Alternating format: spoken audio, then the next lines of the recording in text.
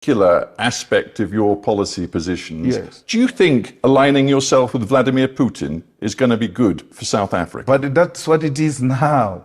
South Africa is in alliance with Russia, with India, with Brazil, with China. So why are you asking me as if it's some policy that is going to be implemented South Africa right after now, I took over? South Africa is in alliance with Russia now. South Africa right now calls itself non-aligned. In the context of the war, but these are two different things. South Africa is an ally of Russia.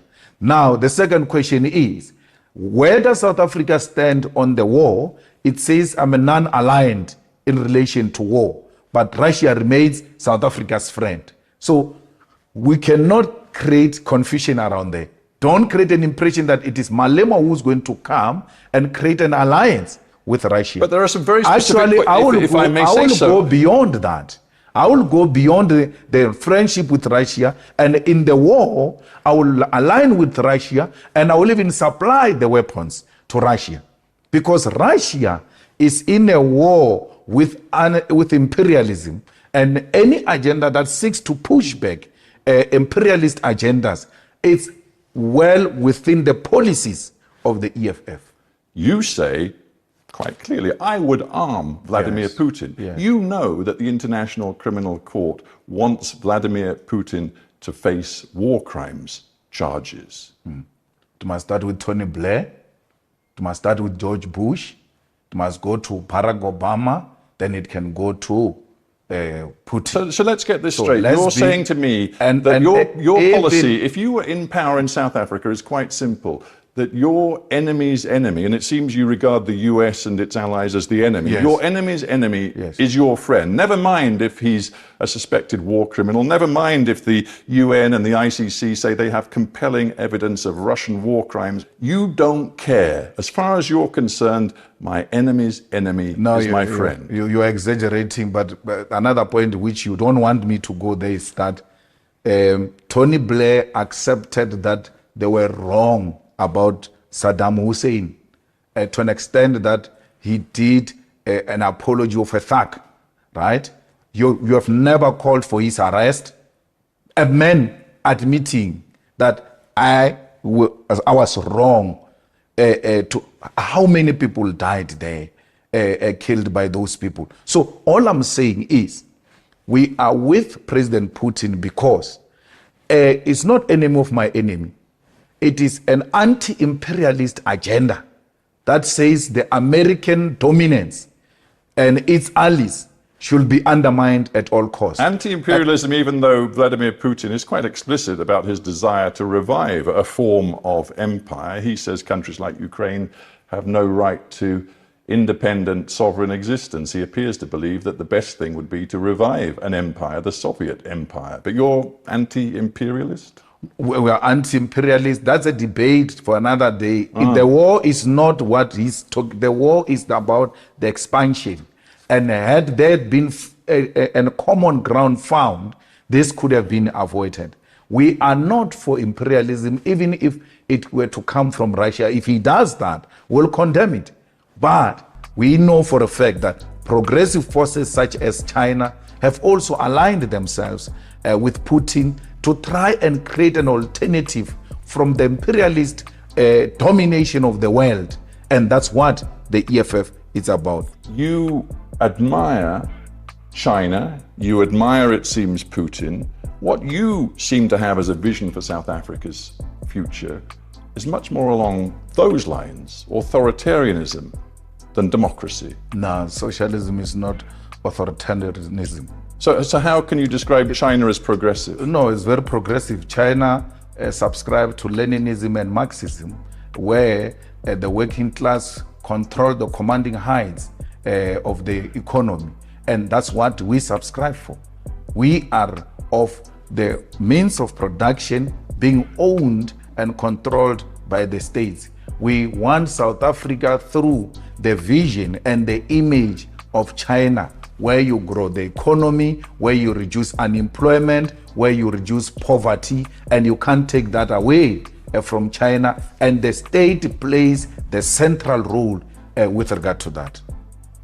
That kind of message and the messaging on Russia has seen the rand plunge against the US it's not dollar. true.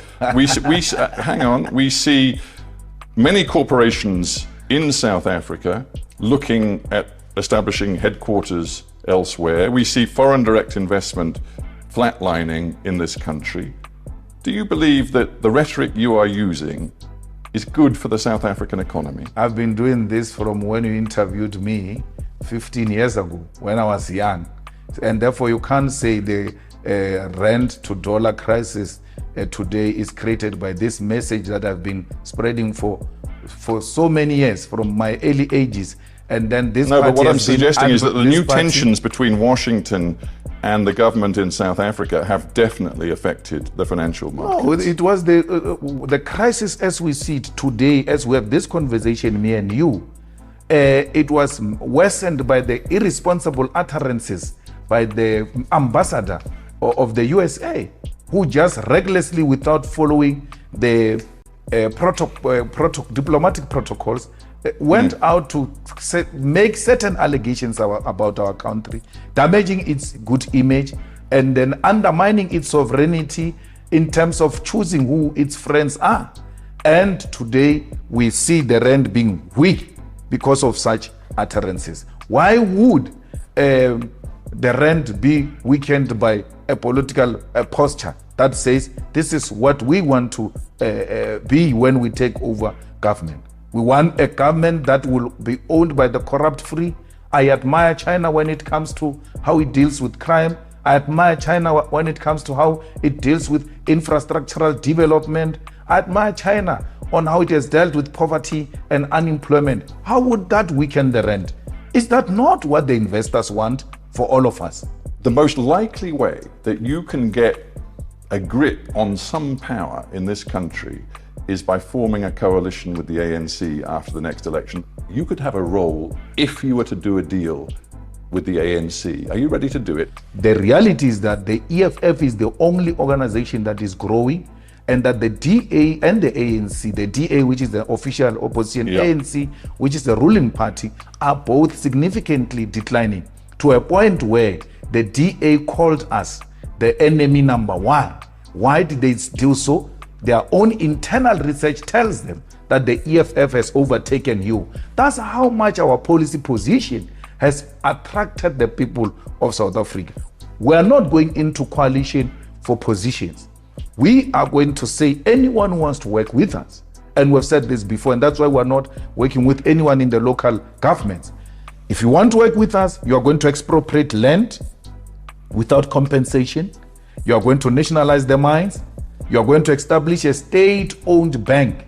You are going to make sure that we fight crime fire by fire to make this country a safer place. Those are just but minimal, non-negotiable points that will engage with anyone who wants to work with us. All of that, non-negotiable. Non-negotiable. On that basis, it's hard to imagine you can make a coalition with anyone. ANC was more than willing. Actually, ANC was at a point of signing with us on expropriation of land without compensation. Remember, we even put this in Parliament. How did it pass to a point where Parliament had to do an investigation if the ANC was not agreeing? We were almost at the edge of getting a deal. And some young ANC clowns decided to vote against this. But we're not going to retreat in returning the land back into the hands of our people. And don't tell me about Zimbabwe. This is going to be done through a democratic means, like we did, in consultation with all South Africans, black and white, on how best do we get the rest of our people owning the land and other strategic sectors of the economy. You know there are some South Africans, and let us be blunt, many white South Africans, who fear Julius Malema. Some of them have said to me, if Malema gets to power or close to power, I will leave this country. Do you welcome their fear, or do you want to find ways to overcome their fear? I don't welcome their fear. Stephen, they said that about Mandela, the most celebrated Mandela. You're talking about me. They said if Mandela, a prisoner, becomes the president, who are leaving this country, and they left. I was in the Vaal River the other day, looking at some of the houses that whites abandoned in 1994 when Mandela became a president. They are not scared of Julius Malema. They are scared of an independent black man who's not controlled by any white person, who's not controlled by London. Last year, you said this. It was after you'd questioned whether a particular white person, why they hadn't been located and, quote, taken to an isolated space where our supporters could attend to the guy properly. And you went on to say, you must never be scared to kill. A revolution demands that at some point there must be killing because killing is part of the revolutionary act. Absolutely. This was last year. Absolutely. Absolutely. You can't say you're a revolutionary and then be scared to kill. But once you go killing people around, you are a terrorist. When you've got the support of the majority of your people to engage in war, and the majority of the people are with you, that is the revolution. It's not terrorism.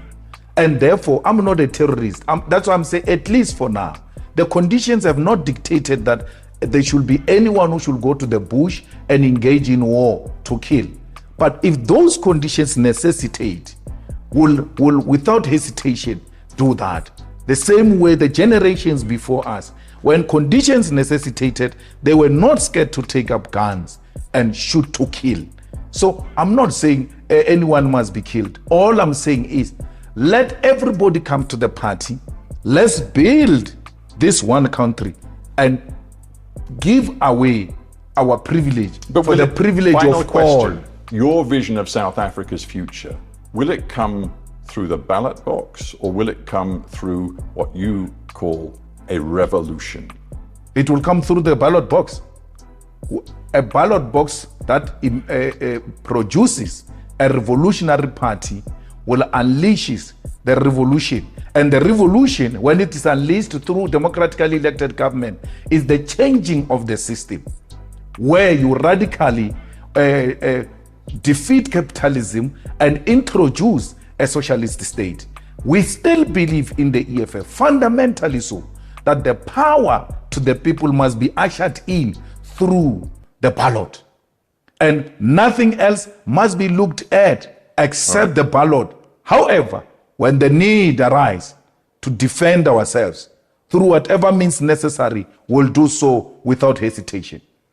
Julius Malema, sadly, we're out of time, but I thank you very much for joining me on Hard Talk. Thank you.